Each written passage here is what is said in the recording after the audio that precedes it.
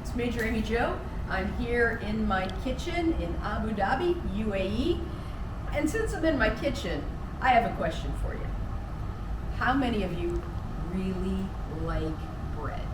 Like fresh, baked, oh, my mouth is already starting to water, really good bread that comes just out of the oven? Or how many of you like a nice, soft, fluffy donut? I know Major Paul is nodding his head yes. Canadians love their donuts. Or Major Amy Jo's favorite, a really good sweet roll. Like just oozing with cinnamon and sugar and caramel. Oh, like I said, my mouth is already watering just think of it. Well, besides flour and sugar, of course, the thing that all of those things have in common is yeast.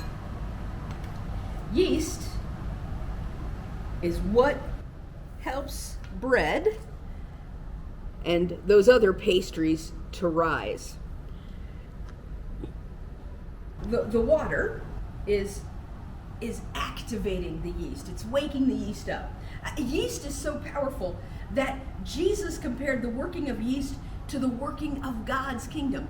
Jesus said in Matthew 13:33, the kingdom of heaven is like the yeast a woman uses in making bread.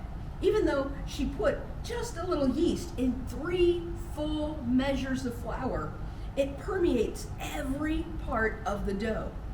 In other words, even though we might feel very small, like a little spoonful of yeast, if we carry God's love with us into the world, we can have a huge effect. And for yeast to work its magic, it has to be exposed to the right ingredients. First, we have the water, but then we have sugar. That's what the yeast consumes in order to make the bread to rise. And now I have to admit to you, waiting for bread to rise, it's a little like, watching paint dry. It's not very exciting, and it takes a long time. And we want a real dramatic reaction, don't we? So in this bottle, I put a little hydrogen peroxide and a little dish soap. That's what turned the stuff in the bottle yellow. And this is going to give us that immediate reaction that we want, to see that dramatic reaction.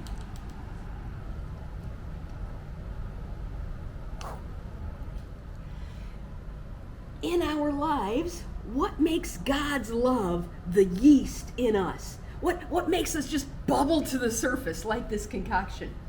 The Apostle Paul tells us in 1 Corinthians 13:6, love rejoices with the truth. It's important for us to know that Paul isn't talking about the truth of like a math problem or trivia truth or facts about the world, like it's hot outside today in Abu Dhabi. The truth that Paul is referring to is gospel truth. It's God's truth.